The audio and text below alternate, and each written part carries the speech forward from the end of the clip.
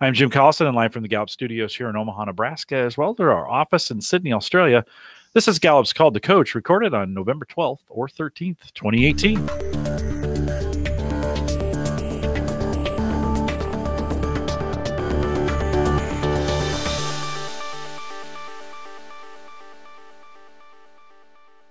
Called to Coach is a resource for those who want to help others discover and use their strengths. We have Gallup experts and independent strengths coaches share tactics, insights, and strategies to help coaches maximize the talent of individuals, teams, and organizations around the world. If you do have questions during this live webcast, we have a chat room that's available for you. It's live and open right now if you want to jump in there. Bottom left-hand corner, choose the login account, choose the guest option, take the guest name and number out, put your name in, hit submit, and you are in. You can also log in with just about any other social media platform, Facebook or Twitter or any of those. Great way to do it as well. Love to have you join us. If you have questions live, I will be watching for those. If you're listening to the recorded version or have any questions at all, you can send us an email, super easy, coaching@gallup.com. Don't forget to visit the Gallup Strengths Center, just gallupstrengthscenter.com for all your CliftonStrengths coaching resources and training needs. You can also catch the video, both streaming and downloadable audio. We call that podcasting now. All the cool kids are doing it. You want to do it as well. All the instructions on how to get it done and download and on your device, iPhone, Android, whatever. We have it available for you. Head over to coaching.gallup.com. Ann Lingenfelter is our host today. She works as a learning solutions consultant with Gallup out of our Sydney, Australia office. And Ann, it's cold and freezing here in Omaha, Nebraska. I'm sure it's super nice in Sydney. Welcome to Called to Coach. Yeah, thanks, Jim. It is indeed. It's beautiful, beautiful spring day. All the flowers are in bloom. I know you don't want to hear it, but it is true. We're still trying to get you out here. Jim, I have to say that the last month's show that I did with you with Paige Williams from Melbourne Uni, I've had so many people reach out to me about that show saying that they really found it valuable. So it was great to there must have been a need there around that whole peer-reviewed article for the strengths instrument. So that was quite interesting. So thanks for that opportunity. You bet. And let me just say too that on all the webcasts that I do, Australia, New Zealand, that part of the world is really leading in a lot of areas of strengths. And just the excitement and the coaches and everything that's going on. I think I can say that. I mean, I get a good feel of what's going on around the world, and what's happening in Australia is particularly exciting. So I don't know what you guys are eating over there, but keep doing it because it's working, and we're excited for our guests today. Yeah, thanks, Jim. It's Vegemite. That's what it is. It's all about Vegemite. So, Jim, today's guest is Sue Steele. She's a Gallup Certified Coach. She's also the Executive Vice President of People and Culture for Nearmap, which is an aerial imagery and data insights organization based in Australia. Sue's business career spans over 30 years. The first 13 were in banking and finance, and the last 17 in HR. She's worked for big corporations like JP Morgan. She's worked for smaller organizations like Robertson Smart, and she's also worked for startups. She's owned and operated her own search and consultancy business as well. And she's a mother of 2 young boys. So clearly she is a busy lady. Sue, welcome to Called to Coach. Thank you, Anne. That was lovely. Thank you. Oh, most certainly. The first thing when I was going through your bio, the first thing that hit me was, why the switch from banking and finance to HR? Very good question. I worked on a trading floor for 13 years, and it was a very fast-paced, dynamic time in my life. I actually got headhunted to go to Singapore and work on CIMAX. And I had one of those moments where I sort of looked around and thought, what am I doing? I drive to work with the headlights on. I drive home with the headlights on. I love what I'm doing, but I just felt it was time to change pace and look at something else. Also, the trading floors around the world were starting to close. And I thought, I don't think I can work in an office. I don't know whether I'm going to be able to be adaptable for that sort of environment. So I ended up jumping the fence and getting involved in recruitment and executive search, and ended up placing a lot of people that I knew in the banking and finance industry. Very interesting. So it was a good transition for me. It was an easy transition. Yeah. And so when you left those industries, did you then return? Because we were talking before the show started about the fact that you worked overseas, so you're working in Singapore. Did you come back to Australia with that transition? I did some time in Singapore, and then I was moved back to Sydney in that transition. Yes. Okay. Yes. Okay. Fantastic. So, we're here today to talk both about your work at Nearmap in engagement and also with strengths. I'd like to start first with the engagement piece, because that's where you started at Nearmap, was with engagement and then the strengths came later. But in order to set the stage a little for us, if you would, can you talk about Nearmap as an organization? Tell us a little bit about it, the size, the areas where it's located, and what you guys do there. Absolutely. Nearmap, we've just reached actually over 200 employees worldwide. We're based in Australia, New Zealand, and the US. We are going for world domination, but that's probably a year or two away at this stage. We've created a new way of seeing the world for everyone. So we deliver high resolution images and frequently updated aerial imagery as a service to businesses across the world. We power this by industry leading technology. Now, we actually own this technology. So we own the whole process from taking the photo or developing the equipment to take the photos right through to selling it as a SaaS-based company. So it's a subscription that you actually purchase, but we deal with all types of businesses, from small businesses right through to governments and enterprise. Okay. So your 200 staff, are they based in New Zealand, Australia, and the US? So you've got working across time zones with, I'm assuming, some population of your staff that you've never met face to face. Is that right? I have met everyone face to face. Oh, you have? So yes. Okay. So no, I've been to the States 4 times this year.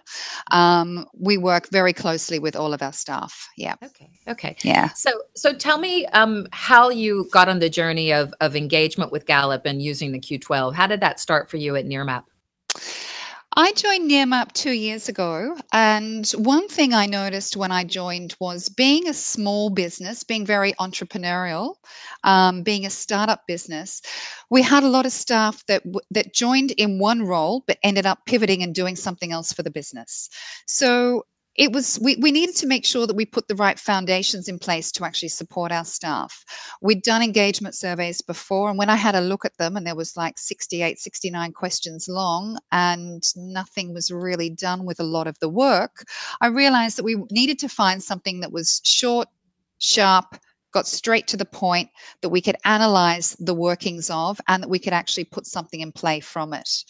I'd already had a relationship with Gallup at that stage, and I knew all about the Q12, and felt comfortable enough to bring that into Nearmap and use it across the business. Yeah, I think it's a very interesting point that you make about the fact that because it was an entrepreneurial company and people come in and they start with one role, but then it very quickly kind of chop and change and go to something else. That brings up a thought about, are there certain environments for where an engagement survey like Q12 is going to lend itself to that condition or that circumstance more than other organizations? And that's something that would be interesting to talk about more if you have some thoughts about that. Because when you worked with Q12 before, what type of organization were you in then? I was in a fintech startup, so it was predominantly sales, not as many engineering technology roles as what we currently have at Nearmap. So, I will stress one thing there. The first engagement survey that we rolled out, which was April last year, we had an uptake of 94% of our staff actually completed the survey. So I was expecting a lot of resistance. They all knew it was anonymous. They all knew it wasn't compulsory to do. So I was sort of talking with Gallup and saying, what is the average? What are companies doing? What should we be striving for? And I understood the average was mid 80s. So I was really excited to see that without a lot of, we didn't push people or tie them to their computers to make them do the survey, but we came out of it with 94%, of people doing it, which to me was fantastic. Yeah, absolutely.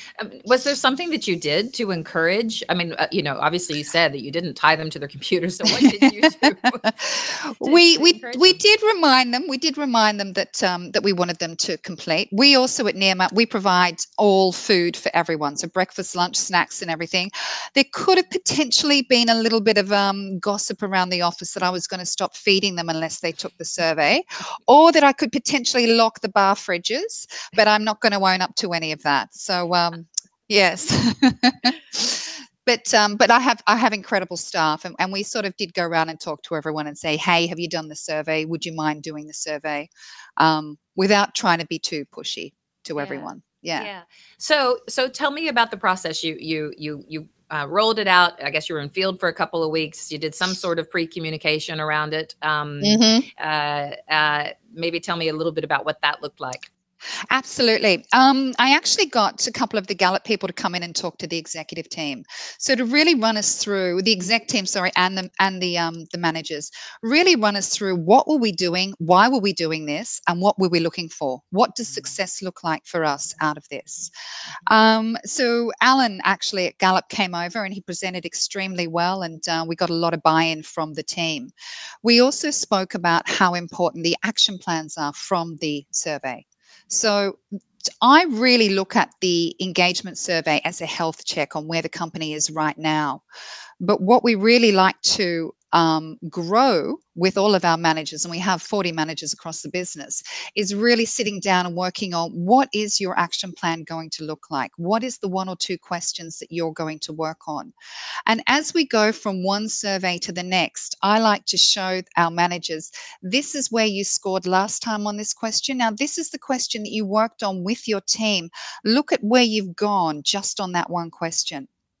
So we did a lot of that sort of work. But getting back to originally what you asked me, we worked very closely with Gallup. We did a lot of work in verbalizing what we were trying to do, why we were trying to do it, and where we were going to take the responses and the answers that we got.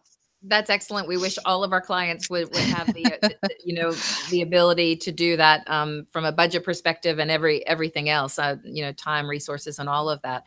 What was it that you think, or do you just have a spectacular executive who are open to these sorts of things, or was it a bit of a sell for you to say, I want to do engagement, and here's why. Here's why employee engagement levels matter in the organization. Did you have to educate the executive, or were they just open to it from the beginning? No, I definitely had to educate the executive. Now I lead with the influencing theme, so I actually took it on as a bit of a challenge. To me, I think the Q12 is an extremely powerful tool, and one that just sets the direction for us.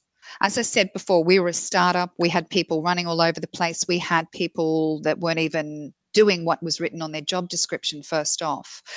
And being able to put something like this into play and really take a moment in time to see where we were, what we were good at, what we were not too good at, what could we improve, was to me a fantastic area that we could concentrate on.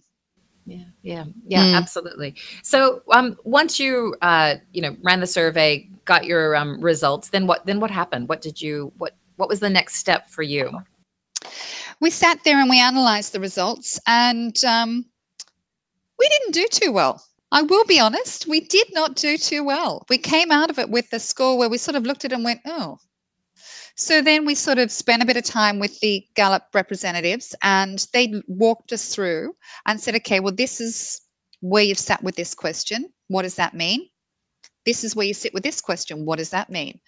And from it, we actually formalized a really strong plan. And I think it's something that's really helped us grow and get to where we've got to in the last 2 years. So if I can, Anne, I'll use an example there. I'm sure it's question 8, which is the vision and the mission of the company. We realized this was one of the areas that we scored quite lowly on. And as an exec team, we sat there going, well, we know where the company's going. Then we actually went around the table and said, well, where's the company going? And we realized that actually we all had a different view of where the company was going. So we spent a lot of time sitting down and figuring out the vision, the mission, the why, putting some metrics to that across 4 areas of the business, the whole business. And then we spent a lot of time talking to the staff and taking them on this journey with us. Now, this hasn't been an easy process for us. We constantly refer back to this, but it's one of the questions now that we definitely score very high on. And if I can, I'll even take it to the next level. We do a kickoff every year in July where we get all the company together and we sit there and we talk about what are our aspirations for this year? Where are we taking the company? What are the themes that we're trying to relay to everybody? And this year, as a team activity, we actually painted our vision and our mission. So everyone was given a blank canvas, and we had to figure out and make sure that all the paints we use matched the person's next to us. So we had to work as a team, and we now have these, they're massive. I'm sort of looking around, but it's not in the room that I'm in at the moment, but it's massive paintings in all of our offices to show this is where we're heading to. This is the 2022 vision and mission for Nearmap. And everyone plays a part in getting the company from where we are today to where we want to be. And that all stemmed from the first time we did the Q12. Yeah, I absolutely love that. I love, we talk about the Q12 not just being an employee engagement survey that gives you some data or numbers, but about it being an opportunity to actually change the culture of an organization.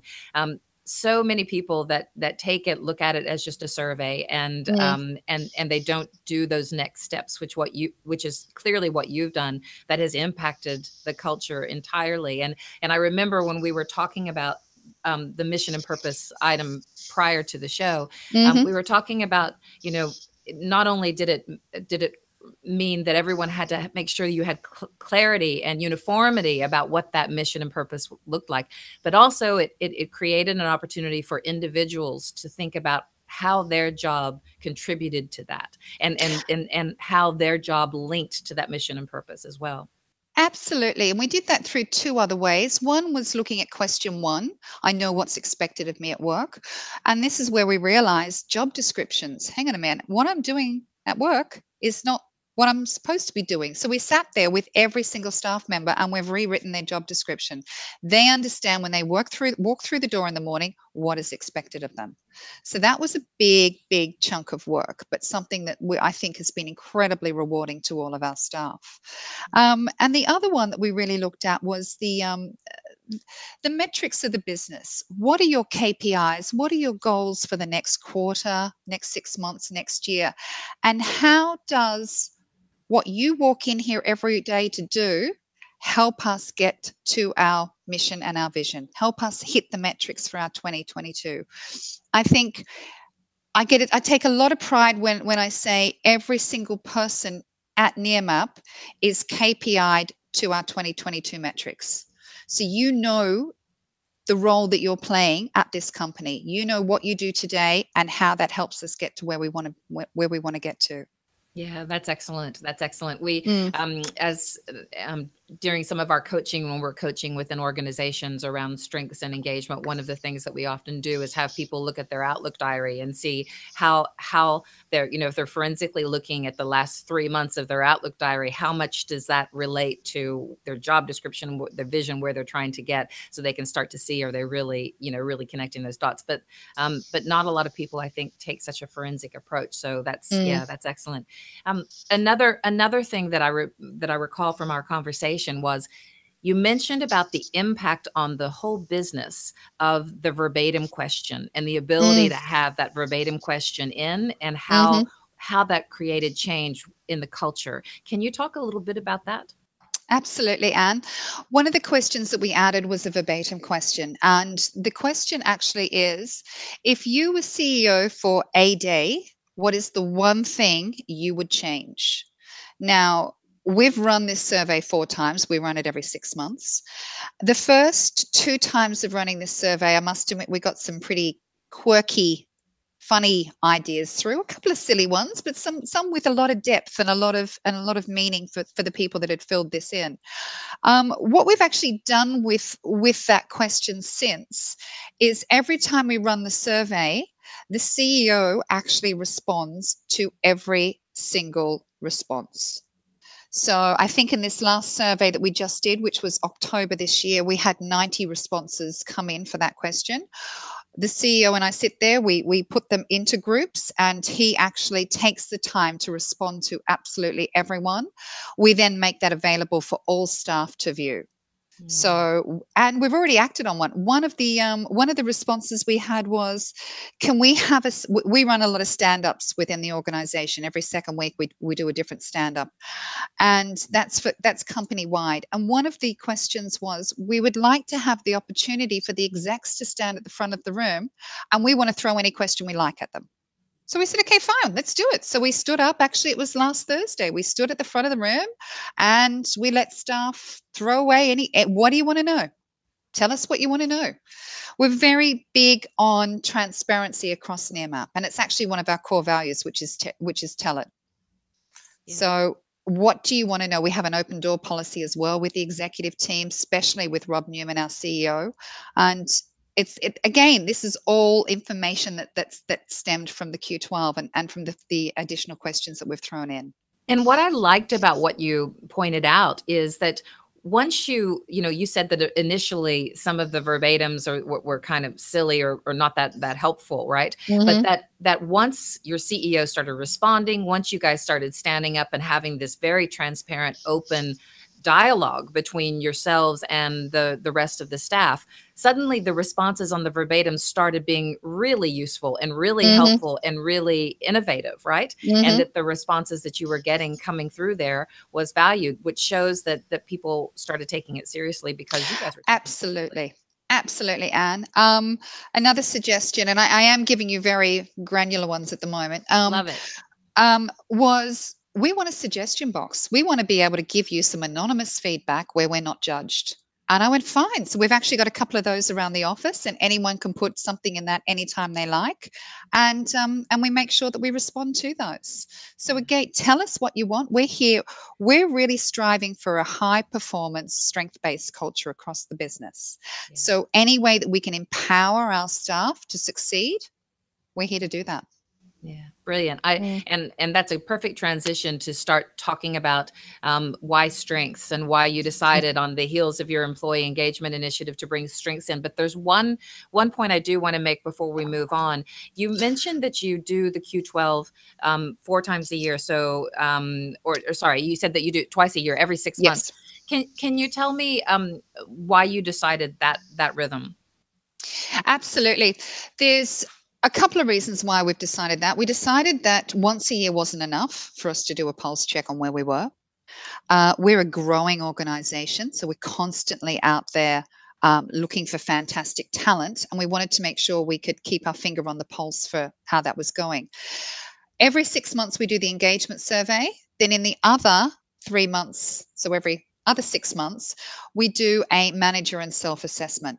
So where we spend a lot of time with our staff, hearing what do they want out of their careers, how have they gone, what's been the biggest success for them in the last 6 months.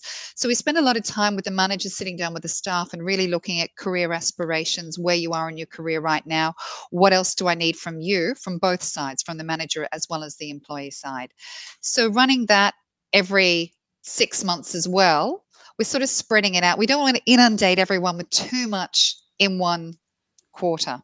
Do you know how all of that conversation is impacting your retention? Do you guys track your employee retention? Do you know how that's going?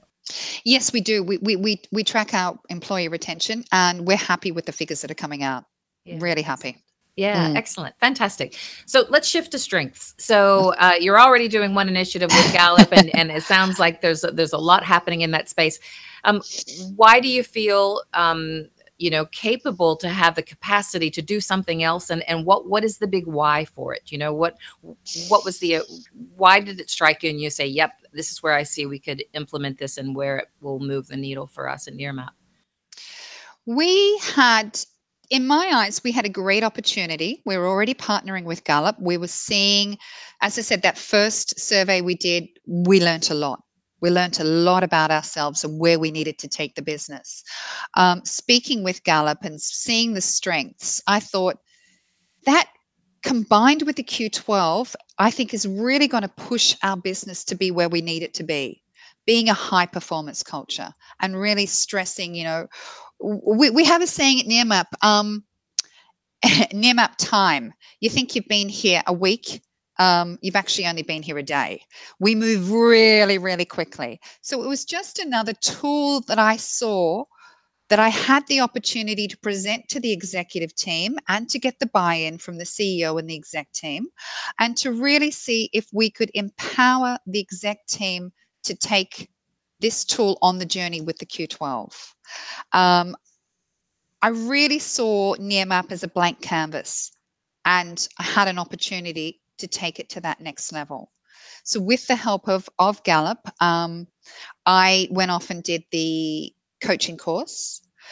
I also incorporated with Gallup the assessments, the full 34 assessment for the executive team, and some coaching for the executive team. And then we had a couple of sessions together over in Gallup's offices about what the strengths was all about, and what were we getting out of it? What did success look like to us as a company? Mm-hmm. From that, I've been given the opportunity to actually roll out strengths to our 200 odd staff members. Mm-hmm. And what does the rollout look like? I mean, as you think about the 12 months, if you're the only person who's Gallup certified at this point, and you've got your staff in New Zealand and the US and everywhere. So tell me about that. How does that look? Well, I'll let you in on a little secret, Anne.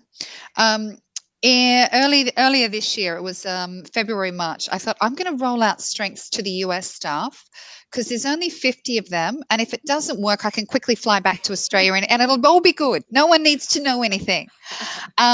So I sort of broke strengths down into 4 phases and thought I'm going to roll this out over 2 years, doing different phases to different teams. So I started with phase 1, and I flew over to the States and got all the teams together and spent a good 2 hours, in some cases 3 hours, with the teams, really looking at strengths from an individual's point of view, looking at the name it, the claim it, the aim it, talking to them about what their top 5 meant. I was absolutely blown away and overwhelmed with how well it was accepted. And I sort of came back to Sydney like, woohoo, we've done this. This is unreal. And then with that momentum, rolled it out to the Sydney teams. It's been an incredible journey and one of I've had amazing aha moments with different teams. I've had people cry. I've had other people say, oh my God, where were you? I needed this 30 years ago. I've had others go, this totally relates to me. This is actually really freaky. It's a couple of people were like, ooh, this is too close to home. And I'm like, well, it is about you. There's been, I've had 1 or 2 with a bit of resistance, but I would expect that from the different caliber of personalities that I'm dealing with. Mm-hmm. And what do you do when you have resistant people? How do you manage that? It's funny. I'll never forget walking in one of the first coaching sessions I did in the US, and I knew exactly which staff member around the table was going to go, make a few quirky jokes and palm it off and all the rest of it.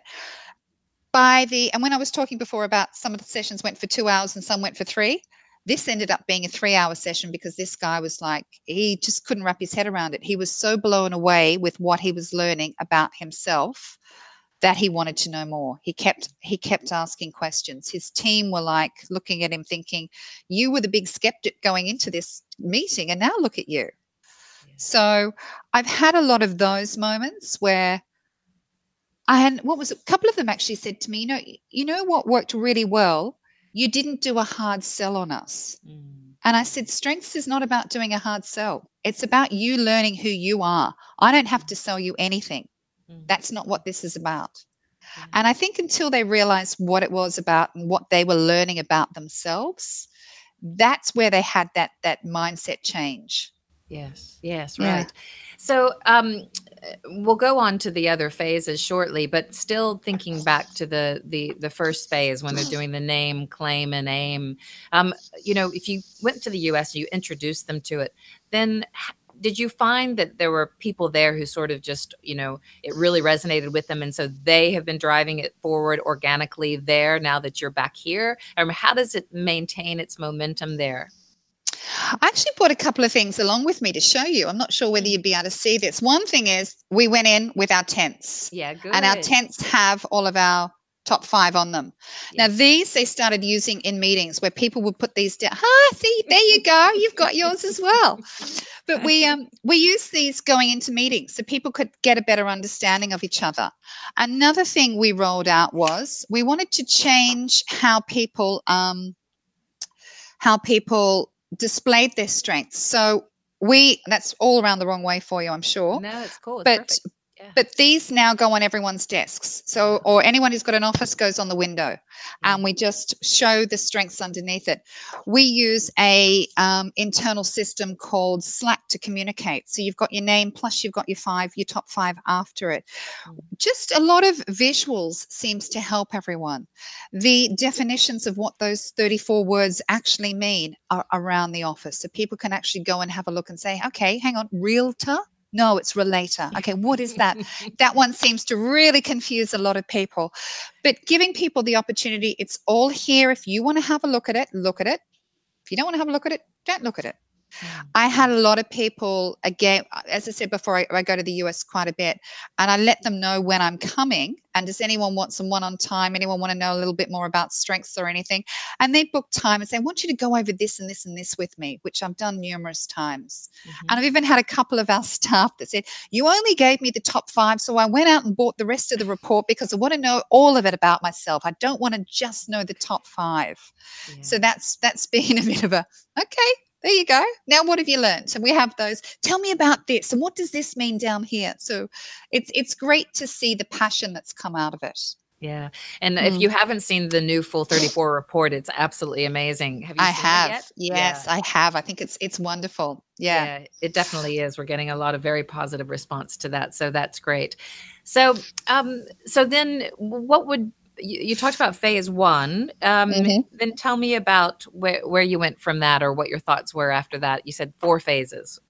Phase 1 was hugely successful across the business, and so we started rolling out phase 2. Phase 2 was more about partnerships and with whom do I partner and who do I like to partner.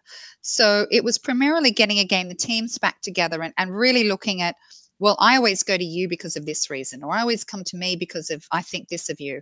So again, getting them to look at the dynamics of the teams and how can we make them more successful.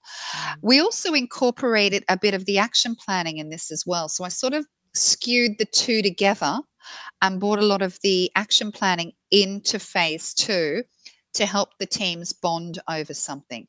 And how are you going to handle or look at one of the questions? Now, how are you going to use your strengths to help you accomplish what you need to accomplish in this action plan? Yeah, absolutely. And we see with so many organizations, often they'll find strengths first, and then they'll say, we love this, but we're not quite sure how to operationalize it or bring it into the systems and processes of the business.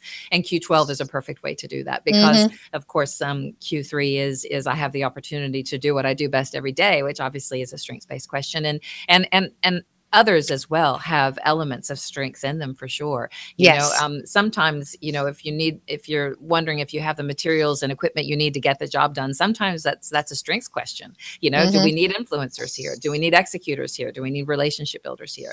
And so starting to understand that is can be quite good as well. I think also, Anne, on that one is showing a team their team grid is a very powerful tool. When you actually, when I would put that up on the screen and they'd be sitting there going, oh, okay, now it all sort of comes together. I see, again, I like to give them as many tools as possible and make it very tangible for them to see the links with everything. And that showing the team grid of a team has been a very powerful experience for them. Yeah, absolutely. So as you think about phase 3 and 4, what will those look like? Or are you already in the good question. I'm doing a bit of a fly with those at the moment. I've got a couple of ideas that I definitely want to get across, but at the moment that's work in progress. Yeah, absolutely. So how have you found that can you tell me some stories about how other people within the organization have grabbed onto strengths and are using it in creative ways? So when you think about the people in the Sydney offices for whom it's most resonated and they sort of taken it organically on their own and are doing things with it, who would that be? Or tell me a story or two about what you've seen there. I'm going to link this to our sales division because I think they're probably the ones that have used it in such an incredible way. They have very much risen to the case of understanding what their strengths are, of how it relays in the day-to-day of what they're doing. They've combined it with the core values of the business. They've also looked at it very much from, and I know I'm bringing in that action planning bit again, but I'm very, very strong on don't just do the Q12, do something with it. So bringing in the action plan, for the first time in October this year, we ran a few strength-based questions in our Q12. And from that, we saw the direct correlation with the teams that have really strong engagement results also had really strong strength results. And teams that had lower results on the engagement survey had lower results in strengths. So we could see the correlation of what's working and where we do need to apply a little bit more help. Yeah, absolutely. Yeah. And obviously that we've got a lot of data that speaks to that too, and the impact that being able to talk about and use strengths in the workplace has on an individual's and a team's level of engagement. So that's excellent. But I think another one too is when we see people going into meetings and it's like, okay, I've got a choice. I'm going to the meeting, but I've got a choice of 3 other people that I could take with me. Mm-hmm. We see them starting to pick, well, no, I want you to come in here because I know you're going to be great on the relationship building side for me. And I'm trying to get the execution side done. So we're seeing people start to pair up with that. And it's one of the things that I want to look at is how do I actually, instead of just doing partnerships within teams, how do I start to look at actually doing partnerships across the business, where I've got the sales team speaking to the technology teams or the engineering teams speaking to the finance teams, whatever the case may be. But how can we really leverage that partnership from strengths right across the different departments? As I said, that will be part of phase 3, phase 4, but I don't want to give away too much if anyone from Nearmap is listening. Fair enough. Well, it's funny because I have another client who was on the show a couple of months ago, and she has worked with Gallup tools for over 20 years in different organizations. And at one point she worked for one of Australia's big 4 banks. And her entire role was to go around and sort of be the champion for engagement and work with teams to try to create really good action plans and to really, bring it forward in the business. And she talked about something that may be a great phase 3 or phase 4 for you, which was they would have these huddle boards all over the office, and anyone from any team was allowed to join in to another group's huddle board. So if they were having sort of these, maybe this is similar to what your stand-ups are, but and if they were trying to brainstorm something or figure out a project or next steps, other people from other departments could come and join that conversation if they felt that they had something that they could contribute. And it was really a great way of breaking down the silos and bringing those people in from both a strengths-based approach and an engagement approach to be able to contribute to those. So being able to sort of formalize that in the workplace and give people permission to join those conversations can be really useful. And it was for her. We do that a lot within our engineering and technology teams. We do these stand-ups or, 5-minute huddle every morning. And we do have the opportunity to join those if you think you can add value or you'd like to add value or you'd like to participate in something. Absolutely. We allow that across the floor. Yeah. Yeah. I'm hearing from what you're talking about, a lot of best practice activities, so that we know, and with our clients that we work with, there's certain things that come out that we see often lead to success. And some of them are that you've spoken about are certainly transparency. Another one is establishing cultural hallmarks. So, having these visual prompts, that are just there on the walls and by the coffee machine and on your office doors, all of those things, most certainly. And doing work with the team grids. Another one that I would say is probably one of the most powerful tools that we have, and that we make available to certified coaches and other folks, is the best of us activity. And I mean, you're smiling, so I know you're familiar with that, but I'd love to hear what, if anything, you've done with that. I can tell you that, Gallup, being Gallup and working for Gallup, we use these sort of activities and resources a lot.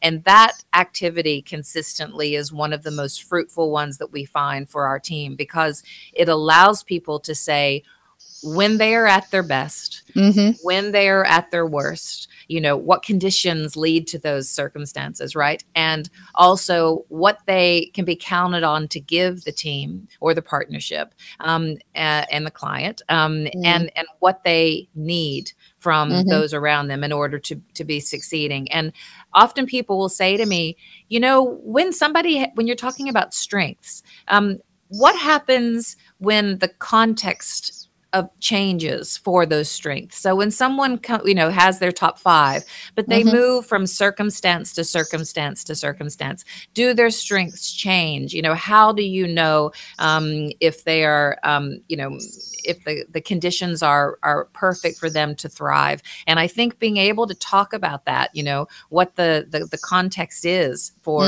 when you're looking at an individual's strengths or a team member's strengths, is also important. So that best of us activity talks a bit about that, doesn't it? About the what conditions help you thrive and what conditions will challenge you. Absolutely. Phase 2, first thing they do is the best of us. They have to come to the session with that already filled out. So I love that you're actually using that. That's, what you said about it is it's amazing when you actually sit around the room with a group of people and they go, aha, makes sense. I know now to wait for you to have your coffee in the morning before I approach you, or whatever the case may be. It is an extremely powerful tool. And it's one that I took to the executive team for a strategy session that we did earlier on this year in July, where again, instead of having the 4 questions, we just did 2. What do you appreciate about our relationship being one-on-one? And what more do you need? And we went around the table about what we appreciated about all of us and what was the one thing we needed. And it really broke down the ice for us as well in understanding a little bit more about the team. Yeah. So excellent. both great exercises, but the best of us, a lot of good responses from that.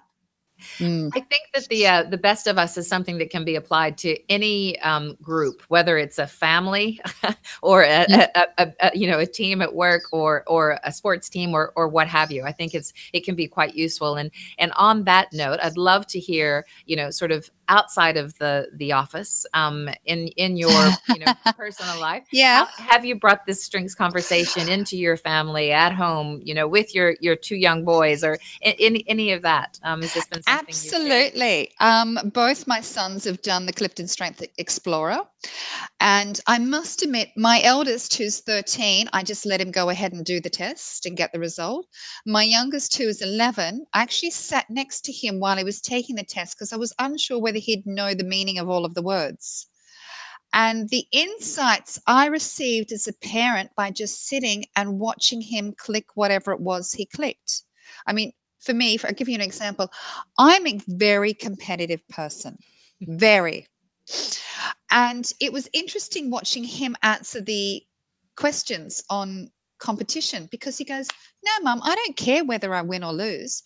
I love the fact that I'm out there on the field playing. And I'm like, no, you're out there to win. And he's like, no, I'm out there to be with my friends. So I thought, just some amazing takeaways while watching your kids fill in a survey. And the responses from the CliftonStrengths Explorer, I've actually got them in front of me. I just love exactly what they've said is spot on for both of my sons. Yes. And my husband, his organization has rolled out strengths as well.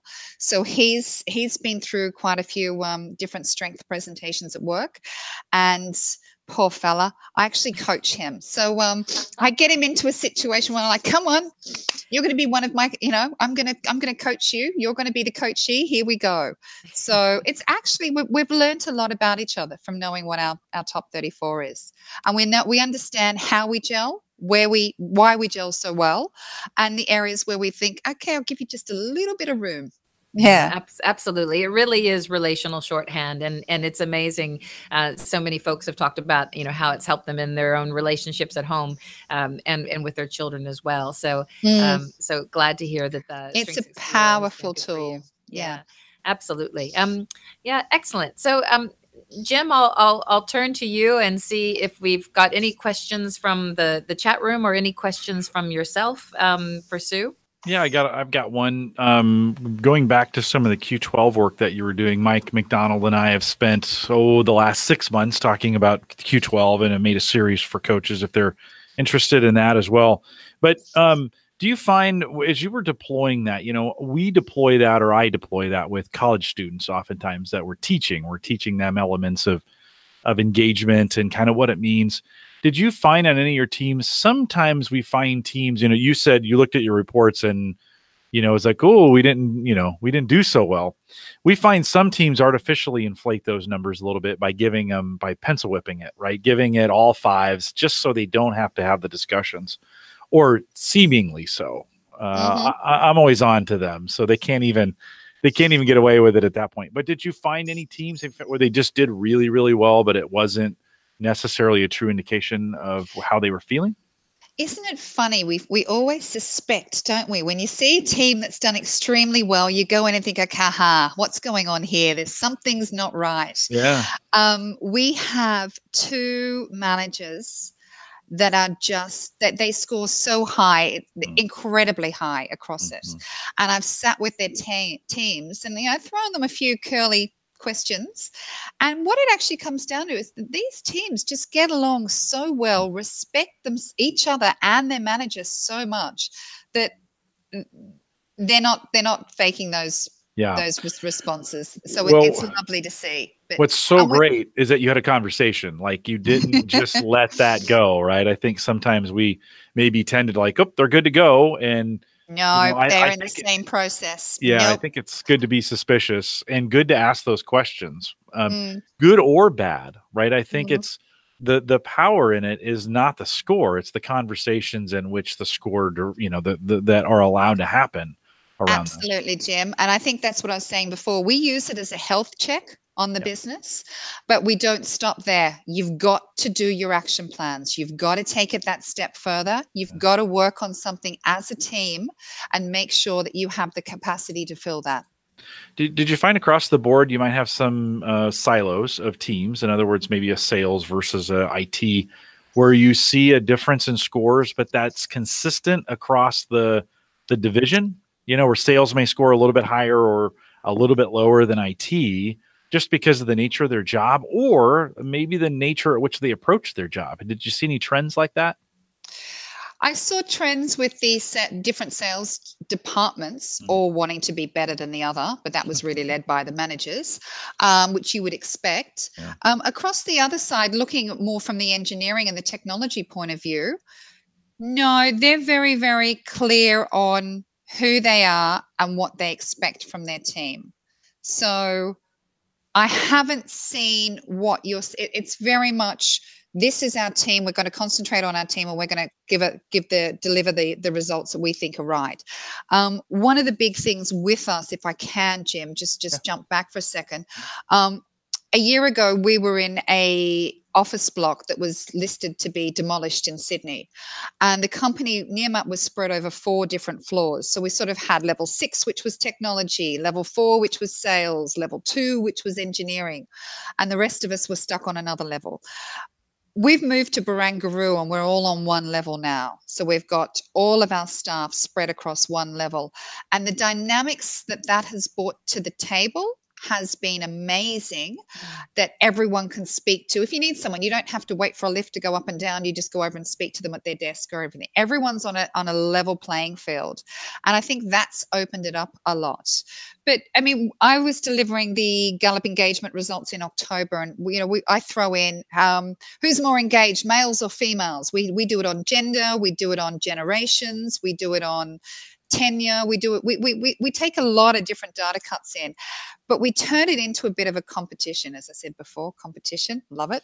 But it gets everyone really excited to see, okay, have the females outdone the males? Have the males outdone the females?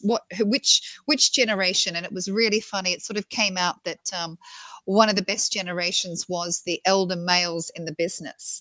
And then, everyone else starts coming and saying, well, that's because they've been around long enough and, all of this. But it's really great to see those dynamics play out. And it doesn't matter what team you're in. You mentioned in an earlier statement, and I didn't hear it all. So I'm going to ask you again.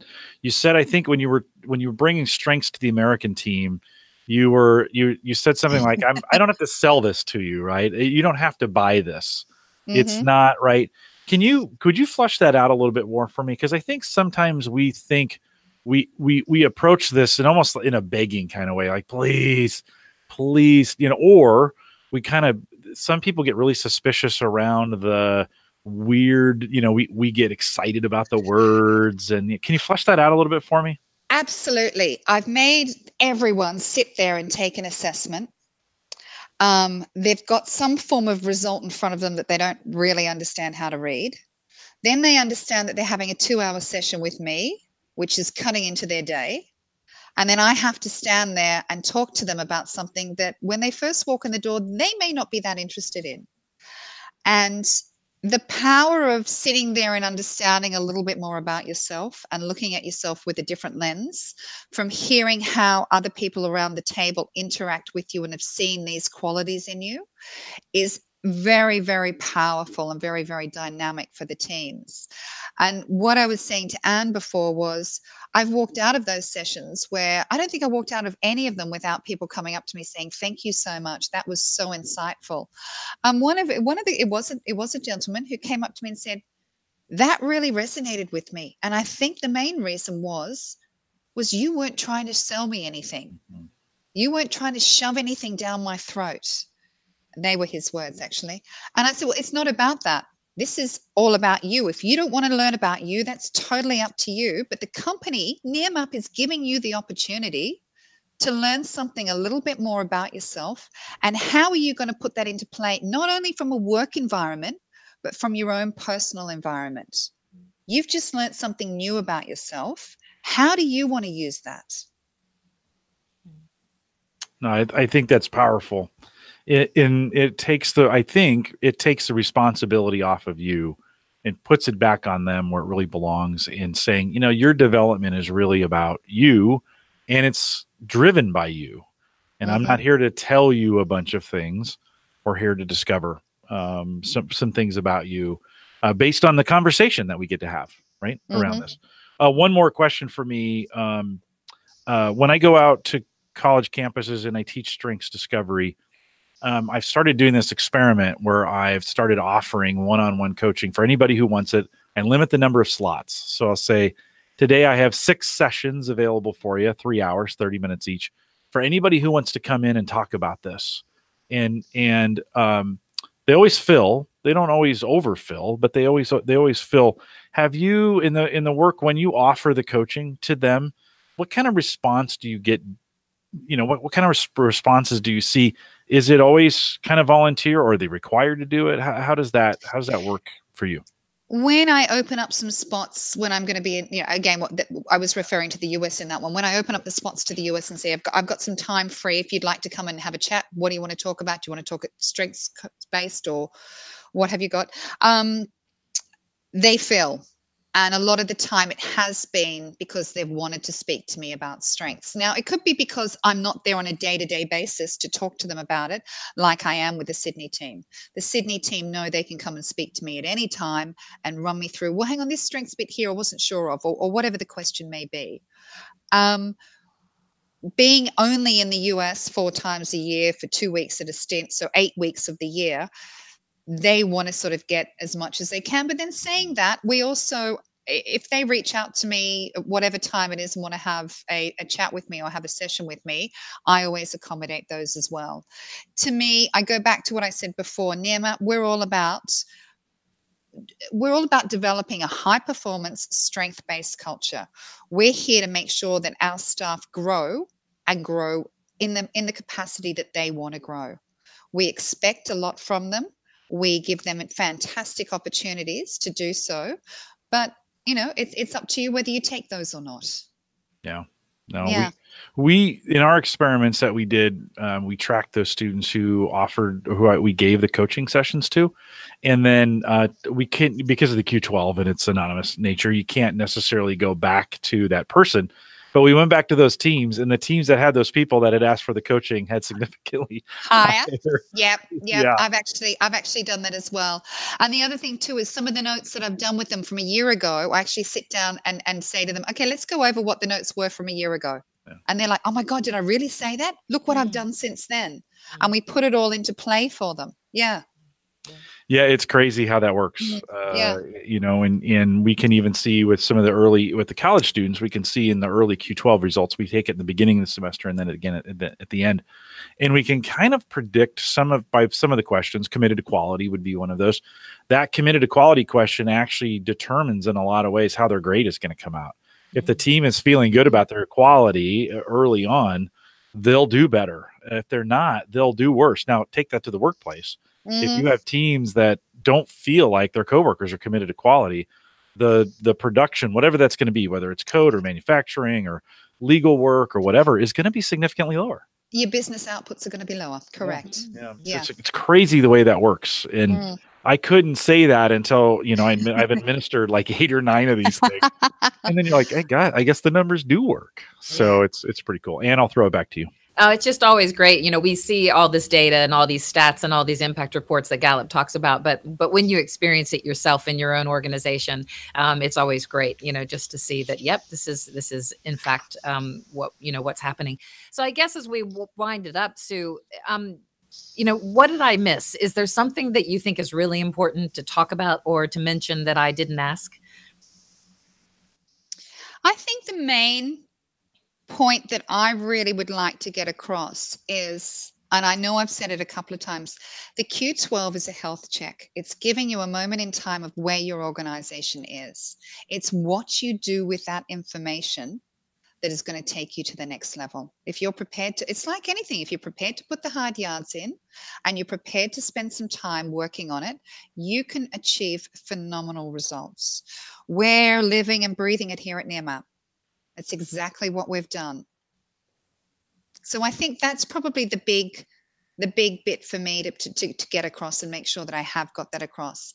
The fact that every single manager is putting in an action plan, the fact that every single team member knows what they're striving for and understands we're telling a story, but they're on this journey with us. And the fact that our engagement has increased over 100% from when we first started, the fact that our actively disengaged has nearly disappeared compared to the averages or anything else that's out there. I mean, we had actively disengaged to engaged sitting at around about 25%. And we're now down to below 2%. Wow. So we're really, really chuffed with the results that we're seeing. Yeah. Fantastic. Well, congratulations on that. Definitely, Jim, I have to say, another best practice show out of Australia. You just keep stacking them up, Ann. Keep stacking them up. Very nice. Well, with that, Sue, thanks for coming on, and we'll remind everyone to take full advantages of all the resources we have available at the Gallup Strengths Center. Just GallupStrengthsCenter.com. Send us your questions or comments. If you do have any of those questions, you can send those to us in an email, coaching@gallup.com. You can also catch the recorded audio and video of this program as well as all those other record-setting ones we've done in Australia there that Ann was talking about in the beginning. They're all available on our coaches blog. Head out to coaching.gallup.com. If you're interested in becoming a Gallup Certified Strengths Coach, we've mentioned that several times, you can see a complete list of all the courses that lead to that certification on our courses page. It's just courses.gallup.com, or you can fill out a contact form right there on the courses page, and someone will get back to you if you have questions. If you don't ever want to miss a future live webcast, if you want to be here live, and sometimes it's fun to join us. No, it's always fun to join us live. You can get a complete list of those, gallup.eventbrite, B-R-I-T-E, gallup.eventbrite.com. One more thing, don't forget, rate and review, and then subscribe and follow whatever platform you're using. That way you never miss one of these programs. They'll be automatically downloaded to your device, and you can listen to them on a road, in a train, in a plane, those kinds of things. Join us in our Facebook group. You can just search for Gallup Webcast, or you can find us at facebook.com/groups/called to coach. I want to thank you for joining us today. With that, we'll say goodbye, everybody.